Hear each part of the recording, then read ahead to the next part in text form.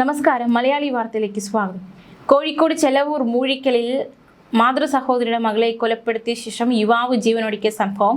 ഈ സംഭവത്തിൽ നിർണായകമായ ചില തെളിവുകൾ, അതായത് ഈ തെളിവ് നശിപ്പിക്കാനുള്ള നീക്കം പ്രതിയുടെ ഭാഗത്തു നിന്നുണ്ടായിരിക്കുന്നു എന്നാണ് മനസ്സിലാക്കാൻ സാധിക്കുന്നത്. ഈ മരിച്ച രണ്ടുപേരുടെയും ഫോണുകൾ പെൺകുട്ടിയുടെ വീട്ടിലെ കിണറ്റിൽ നിന്ന് കണ്ടെത്തിയിരിക്കുകയാണ്. ഫോണുകൾ എങ്ങനെ കിണറ്റിലെത്തി എന്നതാണ് ചോദ്യം.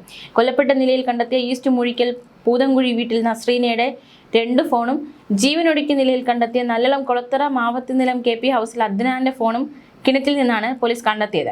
ഈ ഫോണുകൾ എങ്ങനെ കിണറ്റിലെത്തി എന്നതാണ് നിലവിൽ ഉയർന്ന ചോദ്യം. വീടിനുള്ളിൽ മരിച്ച നിലയിൽ കണ്ടെത്തിയ ഇരുവരുടെയും ഫോണുകൾ കിണറ്റിലെത്തിയത് ദുരൂഹമാണ്.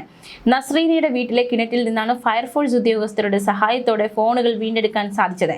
തെളിവ് നശിപ്പിക്കാൻ ശ്രമം നടന്നു എന്ന് തന്നെയാണ് കരുതുന്നത്. അദ്നാൻ ജീവനൊടുക്കിയ നിലയിൽ കണ്ടെത്തിയ മുറിയിൽ നിന്ന് ഒരു ഫോൺ കിട്ടി.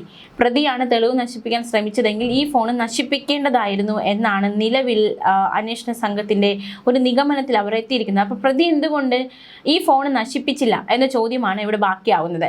അദ്നാനെ മരിച്ച നിലയിൽ കണ്ടെത്തിയ മുറി ഉള്ളിൽ നിന്ന് കുറ്റിയിട്ട നിലയിലായിരുന്നു. പ്രതി മരിച്ച ശേഷം ഫോണുകൾ കിണറ്റിൽ എങ്ങനെ എത്തി എന്നതിൽ ദുരൂഹത ഈ ഒരു സാഹചര്യം ഉള്ളത് കൊണ്ടാണ് ഇങ്ങനെ ഒരു ദുരൂഹത ഉയരുന്നത്. കുടുംബാംഗങ്ങളിൽ ആരെങ്കിലും ആസൂത്രിതമായി തെളിവ് നശിപ്പിക്കാൻ ഇടപെട്ടോ എന്നതാണ് പോലീസ് ഇപ്പോൾ തന്നെ ഉന്നയിക്കുന്ന ചോദ്യം. ഫോണുകൾ ശാസ്ത്രീയ പരിശോധനയ്ക്ക് അയക്കാനാണ് അന്വേഷണ സംഘത്തിന്റെ തീരുമാനം.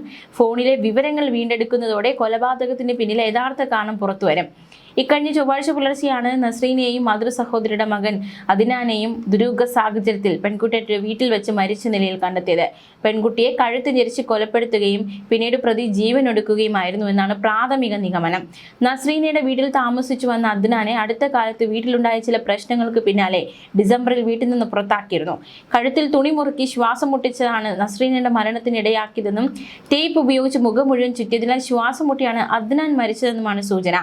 അപ്പോൾ ഈ ടേപ്പ് സ്വയമേ ചുറ്റും ഉപയോഗിച്ച് ആത്മഹത്യ ചെയ്തതാണോ? അങ്ങനെ ചെയ്യാൻ സാധിക്കുമോ? ചോദ്യങ്ങൾ പലതാണ്. ഉത്തരം കിട്ടാത്ത ഒരുപാട് ചോദ്യങ്ങൾ ബാക്കിയാവുകയാണ്. അന്വേഷണം പുരോഗമിക്കുകയാണ്. വ്യക്തത ഉടൻ തന്നെ കൈവരും.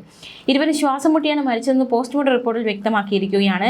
എന്തായാലും ഫോണുകൾ കണ്ടെത്തിയിട്ടുണ്ട്. ഇനി ഫോണിൽ നിന്ന് നിർണായകമായ വിവരങ്ങൾ എടുക്കാനാകുമെന്ന് തന്നെയാണ് അന്വേഷണ സംഘം കരുതുന്നത്. കൊല്ലപ്പെട്ട നസ്രീനയുടെ 2 ഫോണും ജീവനൊടുക്കിയ അദ്നാന്റെ 1 ഫോണുമാണ് കിണറ്റിൽ നിന്ന് കണ്ടെത്തിയത്. നസ്രീനയുടെ വീട്ടിലെ കിണറ്റിൽ നിന്നാണ് ഫോണുകൾ കണ്ടെത്തിയത്.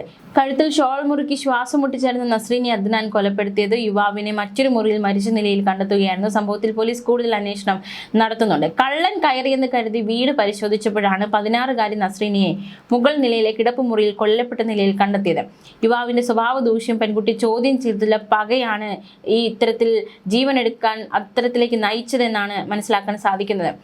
ഗൾഫിൽ ബിസിനസ്സുകാരനാണ് നസ്രീനയുടെ പിതാവ്. പോലീസ് സംഭവത്തെക്കുറിച്ച് പറയുന്നത് ഇപ്രകാരമാണ്. വല്യപ്പയുടെ തറവാട്ടിലാണ് നസ്രീനയും ഉമ്മയും താമസിക്കുന്നത്. പുലർച്ചെ 1 മണിക്കും 4:30ക്കും ഇടയിലാണ് മരണങ്ങൾ സംഭവിച്ചിരിക്കുന്നത്. മുകൾ നിലയിൽ നിന്ന് ശബ്ദം കേട്ട വല്യുമ്മ സഫിയ ഉണർന്നു. അടുത്ത മുറിയിൽ കിടന്ന നസ്രീനയുടെ ഉമ്മ റംസീനെ വിളിച്ചെങ്കിലും ഉണർന്നില്ല. തുടർന്ന് ബന്ധുക്കളെ ഫോണിൽ വിളിച്ചു വരുത്തി. അവരുടെ പരിശോധനയിലാണ് നസ്രീനയെ അബോധാവസ്ഥയിൽ കണ്ടെത്തിയത്. പാക്കിംഗ് ടേപ്പ് കൊണ്ട് കൈകാലുകൾ കെട്ടിയ നിലയിൽ കട്ടിലിൽ കിടക്കുകയായിരുന്നു. മറ്റൊരു മുറിയിൽ കണ്ടെത്തിയ അദ്നാനെ പൂട്ടിയിട്ട ശേഷം പോലീസിനെ അറിയിച്ചു. നസ്രീനയെ ഗവൺമെന്റ് മെഡിക്കൽ കോളേജ് ആശുപത്രിയിൽ എത്തിച്ചെങ്കിലും മരിച്ചു. പോലീസ് വീട്ടിലെത്തി യുവാവിന്റെ മുറി തുറക്കാൻ ശ്രമിച്ചെങ്കിലും ഉള്ളിൽ നിന്ന് പൂട്ടിയ നിലയിലായിരുന്നു. വാതിൽ പൊളിച്ച് അകത്ത് കയറിയപ്പോൾ കട്ടിലിനടിയിൽ അദ്നാൻ അബോധാവസ്ഥയിൽ കിടക്കുകയായിരുന്നു. ഗവൺമെന്റ് മെഡിക്കൽ കോളേജ് ആശുപത്രിയിൽ എത്തിച്ചെങ്കിലും രക്ഷിക്കാൻ സാധിച്ചില്ല. വീട്ടിൽ തിങ്കളാഴ്ച വൈകിട്ട് ബന്ധുക്കൾ വിരുന്നിനെത്തിയിരുന്നുവെന്നും അദ്നാൻ അക്കൂട്ടത്തിൽ ഉണ്ടായിരുന്നില്ല എന്നും പോലീസ് കണ്ടെത്തിയിട്ടുണ്ട്. വീടിനുള്ളിൽ ഒളിച്ചിരുന്ന അദ്നാൻ പുലർച്ചയോടെ മുകൾ നിലയിലെ നസ്രീനയുടെ മുറിയിലെത്തുന്നു. വസ്ത്രം കൊണ്ട് മുഖം അമർത്തിപ്പിടിച്ച ശേഷം ടേപ്പ് കൊണ്ട് കൈയും കാലും കൂട്ടി ബന്ധിച്ചതായിരിക്കാം. മാത്രമല്ല, ഈ രക്ഷപ്പെടുന്നതിന് വേണ്ടിയിട്ടാകാം അദ്നാൻ മുകൾ മുറിയിൽ നിന്ന് ഇറങ്ങി മുത്തശ്ശിയുടെ മുറിയിൽ പോയത്. മോഷണം നടന്നതായി തെളിവില്ല. പുലർച്ചെ മുത്തശ്ശി മുറിയിൽ ആൾരൂപം പോകുന്നതായി കാണുകയും വീടിനകത്ത് എന്തോ തട്ടിമറിയുന്ന ശബ്ദം കേട്ടതായും പറയുന്നുണ്ട്. അദ്നാന്റെ 1 ഫോൺ കണ്ടെത്തിയിട്ടുണ്ട്.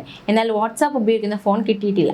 ഈ ഫോൺ പുറത്തേക്ക് എറിഞ്ഞെന്ന സംശയത്തിൽ പോലീസ് പരിശോധന നടത്തിയെങ്കിലും കണ്ടെത്തിയില്ല. സിറ്റി പോലീസ് കമ്മീഷണർ മെറിൻ ജോസഫിന്റെ നേതൃത്വത്തിൽ ഡെപ്യൂട്ടി കമ്മീഷണർ പദം Singh, assistant commissioner KM Biju എന്നിവരുടെ നേതൃത്വത്തിലുള്ള പോലീസ് സംഘമാണ് കേസ് അന്വേഷിക്കുന്നത്. വിരലടയാള വിദഗ്ധരെത്തി ഇൻക്വസ്റ്റ് നടപടികളൊക്കെ പൂർത്തിയാക്കി. ഇനിയും ഉത്തരം കിട്ടാത്ത ഒരുപാട് ചോദ്യങ്ങൾ ബാക്കിയായി നിൽക്കുകയാണ്. നസ്രീനയുടെയും അദ്നാന്റെയും വല്യുപ്പ അതായത് മുത്തച്ഛൻ ബിസിനസ്സുമായി ബന്ധപ്പെട്ട് കണ്ണൂർ, കാസർഗോഡ് എന്നിവിടങ്ങളാണ്. ഈ സാഹചര്യത്തിൽ വീട്ടിൽ കൂട്ടിനായാണ് അദ്നാനെ താമസമാക്കിയത്. നേരത്തെ അദ്നാൻ താമസിച്ച നല്ലളത്ത് കൂട്ടുകാരുമായുള്ള മോശം കൂട്ടുകെട്ട് കാരണമാണ് മൂഴിക്കലിൽ എത്തിച്ചത്. പിന്നീട് നസ്രീനയുടെ കുടുംബം അദ്നാനെ പഠിപ്പിക്കാൻ ശ്രമം നടത്തി. ഇതിനിടയിലാണ് വീട്ടിൽ മോഷണ ശ്രമം ഉണ്ടായെന്ന് വീട്ടുകാർ പറയുന്നത്. അദ്നാന്റെ കൂട്ടുകെട്ട് ശരിയില്ലെന്ന് കണ്ടാണ് വീട്ടിൽ നിന്ന് മാറ്റിയത്. വീട്ടിലെ എല്ലാ കാര്യങ്ങൾക്കും സഹായിയായിരുന്നു അദ്നാൻ. ഇവിടുത്തെ CCTV അദ്നാന്റെ മൊബൈൽ ഫോണിലേക്കാണ് ലിങ്ക് ചെയ്തിരുന്നത്. വീട്ടിൽ നടക്കുന്നതെല്ലാം അദ്നാൻ അപ്പോൾ അറിയും. നസ്രീനയുടെ നിർബന്ധം കാരണം ഈ ലിങ്കും ഒഴിവാക്കി. ബന്ധുക്കൾ അകന്നു പോകാൻ ഇടയായതിന് കാരണം നസ്രീനയാണെന്ന് അദ്നാന് തോന്നിയിരിക്കാം. അതുകൊണ്ടായിരിക്കാം കൊലപാതകം നടത്തിയത്. മാത്രമല്ല, അദ്നാന്റെ പിതാവ് പറയുന്നത് പുഷ്പ ജംഗ്ഷനിലെ കടയിൽ മെക്കാനിക്കായി ജോലി ചെയ്യുന്ന നല്ലളം കൊളത്തറ മാവത്തിനിലം സ്വദേശി അഷ്റഫ്, അദ്ദേഹത്തിന്റെ ഏക മകനായിരുന്നു അദ്നാൻ. ഇയാൾ 3 മാസമായി പുതിയ സ്റ്റാൻഡിലെ കടയിൽ ജോലി ചെയ്യുന്നുണ്ട്. വല്യപ്പയുടെ വീട്ടിൽ നിന്ന് പുറത്തായതിനു ശേഷം അഷ്റഫിനൊപ്പമാണ് അദ്നാന് താമസം. തിങ്കളാഴ്ച വൈകുന്നേരം വീട്ടിൽ നിന്ന് സുഹൃത്തുക്കളെ കാണാൻ അരീക്കാട് പോവുകയാണെന്നാണ് പറഞ്ഞതെന്നും എങ്ങനെ മൂഴിക്കിലെത്തിയെന്ന് അറിയില്ല എന്നും അഷ്റഫ് പറഞ്ഞു. വല്യപ്പയുടെ തറവാട്ട് വീട്ടിൽ 7 മാസം പഠനകാലത്ത് താമസിച്ചിരുന്നു. +1 പൂർത്തിയാക്കാതെ IT-യിൽ ചേർന്നിരുന്നു. ആ വീട്ടിൽ നിൽക്കാൻ ഇഷ്ടമില്ലാതെയാണ് തിരിച്ചു വന്നത്. എന്നാൽ 50,000 രൂപ മോഷ്ടിച്ചെന്നും ഇവരുടെ വീഡിയോ എടുത്തെന്നും പറഞ്ഞു ഒരു ദിവസം രാത്രി ഇവരെല്ലാം തന്റെ വീട്ടിലെത്തി മകനെ മർദ്ദിച്ചു. പണം മാറ്റിവെച്ചത് തന്നെ ആ വീട്ടിൽ നിന്ന് പുറത്താക്കാനുള്ള കാരണം ഉണ്ടാക്കാൻ വേണ്ടി എന്നാണ് അദ്നാൻ പറഞ്ഞിരുന്നു എന്നാണ് അഷ്റഫ് പറയുന്നത്. എന്തായാലും ശാസ്ത്രീയമായ പരിശോധനയൊക്കെ നടത്തേണ്ടതായിട്ടുണ്ട്.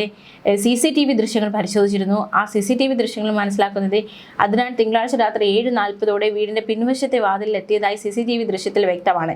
വീടിന്റെ മുന്നിൽ ബന്ധുക്കൾ ഉണ്ടായിരുന്നതിനാൽ തുറന്നു കിടന്ന പിൻവാതിൽ വഴി അകത്ത് കയറി മുകൾ നിലയിൽ ഒളിച്ചതാകാമെന്നാണ് പോലീസിന്റെ നിഗമനം. പിൻവാതിൽ രാത്രി 10:00 അടച്ചതാണ് വീട്ടുകാർ നൽകിയ മൊഴി. എന്തായാലും ഫോൺ കണ്ടെത്തിയിട്ടുണ്ട്. ഫോണിൽ നിന്ന് നിർണായക വിവരങ്ങൾ കണ്ടെത്താനാകുമെന്ന് തന്നെയാണ് അന്വേഷണ സംഘത്തിന്റെ വിലയിരുത്തൽ. ന്യൂസ് ഡെസ്ക് മലയാളി വാർത്ത.